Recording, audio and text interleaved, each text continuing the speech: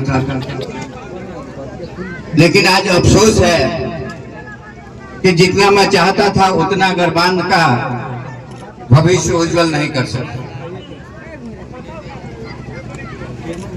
प्रथम बार जब मैं सांसद बना और मैंने किशुनपुर को सांसद आदर्श ग्राम के रूप में चुना, तो उस वक्त हमारी सरकार थी और कोई भी किशुनपुर जाकर के देख सकता है किस प्रकार से किशुनपुर के गांवों का विकास हुआ है, किस प्रकार वहां सड़कों का निर्माण हुआ है, किस प्रकार आंगनबाड़ी केंद्र खुले हैं, किस प्रकार बैंक की शाखाएं खुली हैं, किस प्रकार स्टेडियम बना है, किस प्रकार से हाई स्कूल बना है, किस प्रकार से प्लेग्राउंड बना है।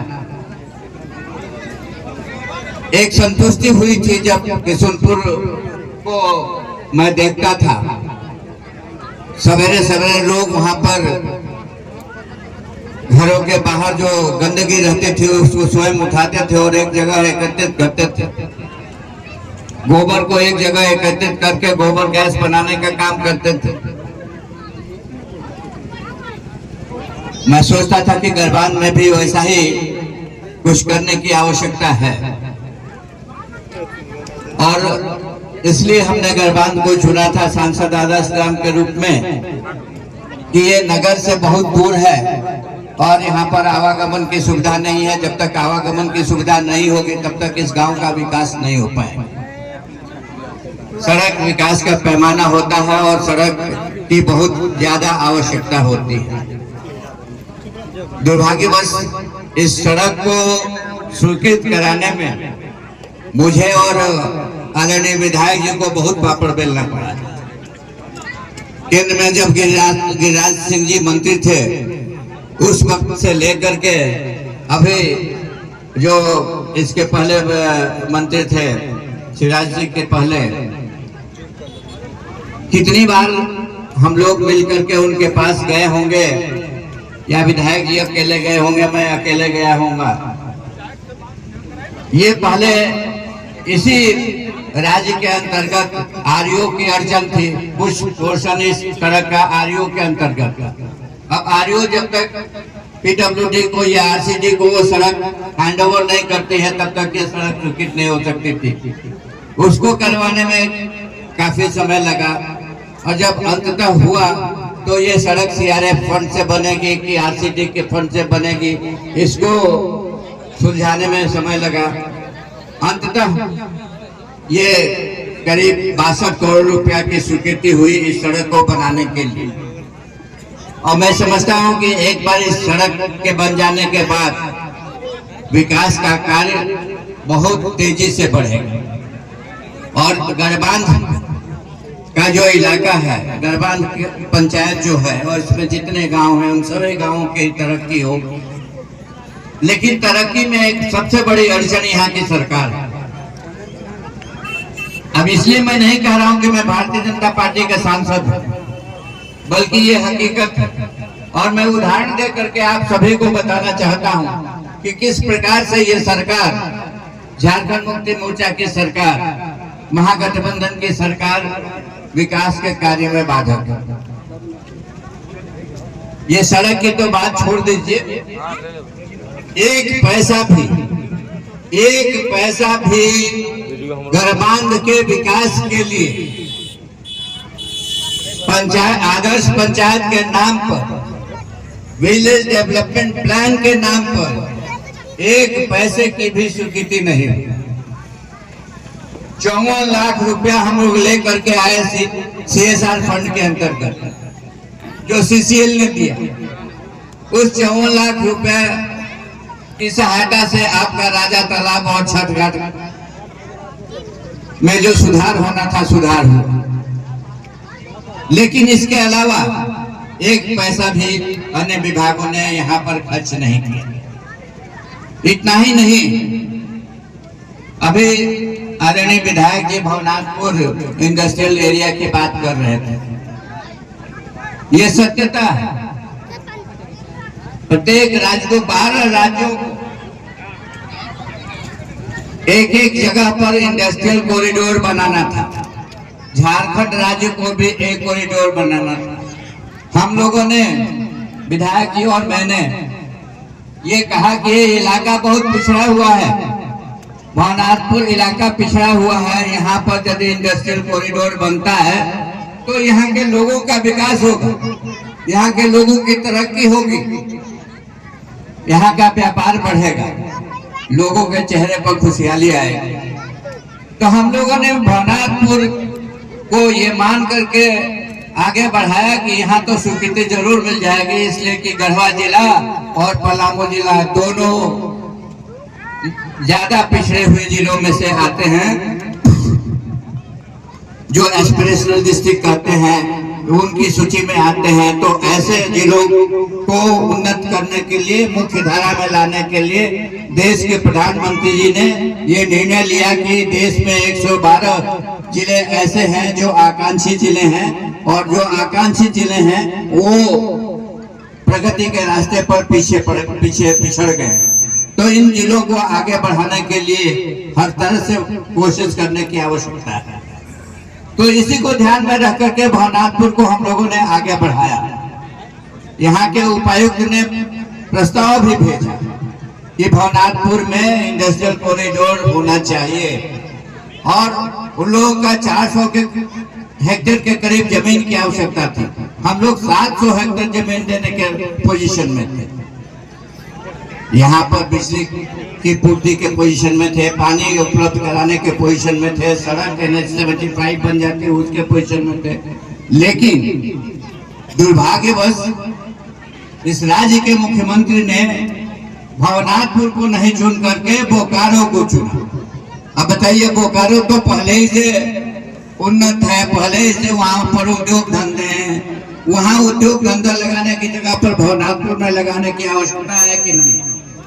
आप ही लोग बताइए, भवनाथपुर ज्यादा जरूरी है कि बोकारो ज्यादा जरूरी है? तो कोई भी बताएगा कि भवनाथपुर ज्यादा जरूरी है, पर राज्य के मुख्यमंत्री को ये नहीं सोचता है कि जो पिछड़ा एरिया है उसको उन्नत करने की आवश्यकता है। खैर, हम लोगों ने अपनी लड़ाई छोड़ी नहीं, और हम लोग इसका निश्चित रूप से विरोध कर रहे हैं। और यदि हमारी सरकार आती है तो निश्चित रूप से भवनाथपुर एरिया में हम लोग इंडस्ट्रियल कॉरिडोर एस्टैब्लिश करा के रहेंगे। ये मेरा वादा है कि यदि भारतीय जनता पार्टी की सरकार राज्य में आती है तो हर संभव प्रयत्न करके हम इस वादे को पूरा करने का काम करें। आपको गर्मी के महीनों में बिजली की कमी जरूर महसूस होती हो। कम से कम ग्रामीण क्षेत्र में 5 से 6 घंटा बिजली नहीं रहती। हमने कम ही कहा है, शायद इससे भी ज्यादा नहीं रहती हो। 20 मेगावाट पावर भवनाथपुर में लगाने के लिए हम 100 एकड़ जमीन मांगते रह गए। आज 6 साल हो गया, ये सरकार 100 एकड़ जमीन उपलब्ध नहीं करा सकती। भारत सरकार ने आज से 4 साल पहले 20 मेगावाट पावर की स्वीकृति प्रदान की है गढ़वा जिला के अंदर, लेकिन ढाक के दिन पर कुछ करना ही नहीं है। प्रगति से क्या वास्ता? लोगों की प्रगति हो, लोगों के जीवन में सुधार आए, लोगों को सुविधाएं बढ़े, इससे बहुत ज्यादा मतलब नहीं है। चुनाव आ गया तो हर प्रकार का प्रलोभन देने का कार्य शुरू हो गया। दुर्भाग्यवश ये सब नहीं होना चाहिए। लेकिन लोक लुभावने वादे और लॉलीपॉप देने का काम ये सरकार कर रही है। 5 साल तक ये सरकार कहाँ थी? क्या 100 एकड़ जमीन उपलब्ध नहीं करा सकती है ये सरकार? इससे बिजली की समस्या तो कम से कम सुधर जाती, उसमें तो लोगों को और ज्यादा बिजली मिलने लगती। 24/7 यदि बिजली मिले तो खुशी किसको नहीं होगी, तरक्की किसकी नहीं होगी, ये सोच नहीं है। इसके अलावा जो हम लोग चाहते हैं कि इस इलाके की तरक्की हो और लोगों के बीच सौहार्द कायम रहे, तो लोगों के बीच तरक्की कैसे हो? जब तक यहाँ पर कोई इंडस्ट्री सेटअप नहीं होगी। सीमेंट इंडस्ट्री की बात होती, सीमेंट इंडस्ट्री के बारे में लोग बहुत कम जानते हैं। ये सेल का जो कारखाना लगा हुआ है, तुलसी रामर की जो बात कर रहे थे आदरणीय विधायक जी, जानते हैं उसके पीछे हकीकत क्या है? सेल चाहता था कि उसका लीज का रिन्यूअल हो, कम से कम 5 साल तक लीज का रिन्यूअल हो, ताकि वो काम आगे बढ़ा सके। ये सरकार 1 साल से ज्यादा लीज का रिन्यूअल कराने के लिए तैयार नहीं थी। अब 1 साल का यदि लीज का रिन्यूअल होता है तो वो तो पोल्यूशन कंट्रोल बोर्ड और यहाँ और वहाँ से सर्टिफिकेट प्राप्त करने में ही चला जाएगा। नतीजा ये हुआ कि सेल ने कहा कि साहब 1 साल के लीज रिन्यूअल से मेरा काम नहीं होने को है, कम से कम 5 साल तक का लीज रिन्यूअल दीजिए, ताकि हम यहाँ पर अपने कार्य को सुचारू रूप से चला सकें। ये हकीकत लोगों को पता नहीं है और लोग आकर के बरगला के चले जाते हैं कि इन्होंने ये काम नहीं किया, उन्होंने वो काम नहीं किया, देखिए ये वायदा करके गए थे, वो वायदा करके गए थे। एक चीज आपको हम जरूर पूरे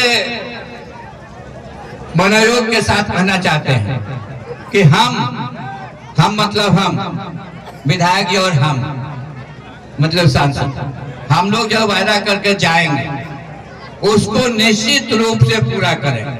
उसमें कहीं किसी प्रकार का कोई संशय नहीं होना चाहिए, किसी के बहकावे में नहीं आना चाहिए। हम वो वायदा ही नहीं करेंगे जो हम नहीं कर सके। आप इसके लिए खुश होइए या नाराज हो, लेकिन हम वायदा करके जाएंगे तो निश्चित रूप से हम उसको पूरा करेंगे, और नहीं पूरा करेंगे तो आपको पूछने का अधिकार है, आपका हक बनता है। लेकिन हमारी कठिनाइयों को भी आपको समझना पड़ेगा, आपको ध्यान में रखना पड़ेगा कि यदि कोई काम नहीं हुआ तो क्यों नहीं, हमने उसके लिए प्रयास किया कि नहीं प्रयास किया, मन से प्रयास किया कि नहीं किया। आप सभी जानते हैं कि हर काम हो पाना संभव नहीं है, लेकिन उस काम को करने के लिए हमारी नीयत ठीक है कि नहीं है, हमने प्रयास किया कि नहीं प्रयास किया। ये हम तो आते जाते रहेंगे, और खास करके गरबान को हमें आने की बहुत इच्छा करती है, लेकिन समय अभाव के चलते आज देखिए मैं गुवाहाटी से रात दिल्ली आया, दिल्ली से आज रांची पहुंचा, और रांची में बिना घर गए हुए सीधे सीधे यहाँ पर इस कार्यक्रम के लिए आया, और फिर अभी आपके यहाँ से रांची जाना है। मुझे संदेशा आ गया है रांची आने के लिए, मुझे रांची जाना है। तो ऐसा आप मुझसे उम्मीद नहीं कीजिएगा कि हम हर महीना आपके यहाँ आ पाएंगे, ये संभव नहीं है। लेकिन आपके जो ख्वाब हैं, आपकी जो इच्छाएं हैं, आप जो हमारे प्रति प्रेम रखते हैं वो हमारे दिल में है, और हम आपके स्नेह और प्रेम का हमेशा ख्याल रखेंगे और कोशिश करेंगे कि आपको आगे किसी के बहकावे में आना नहीं पड़े, और उम्मीद भी रखेंगे कि आप आगे किसी के बहकावे में नहीं आइएगा, और अपना भविष्य आप स्वयं चुनिएगा, अपने नौजवानों का, अपने नौनिहालों का भविष्य चुनिएगा। और आज मैं एक बात कह के जाता हूँ, और वो भी कि मैं इसलिए नहीं कह रहा हूं कि मैं भारतीय जनता पार्टी के सांसद हूं, बल्कि आपकी हैसियत से, एक नागरिक की हैसियत से, एक गांव वाले की हैसियत से कह रहा हूं कि आज के दिन में भारतीय जनता पार्टी का कोई विकल्प नहीं है। यदि आप चाहते हैं कि देश तरक्की के रास्ते पर बढ़े, देश में अराजकता नहीं आए, तो भारतीय जनता पार्टी के पक्ष में निश्चित रूप से आने वाले समय में आप अपना मतदान करें, ताकि आपका भी भविष्य उज्जवल हो, इस राज्य का भी भविष्य उज्जवल हो, और देश का भी भविष्य उज्जवल हो। इस बात को याद रखिएगा, इस बात को याद रखिएगा, मैंने क्या कहा था और आपने क्या किया। बहुत बहुत धन्यवाद।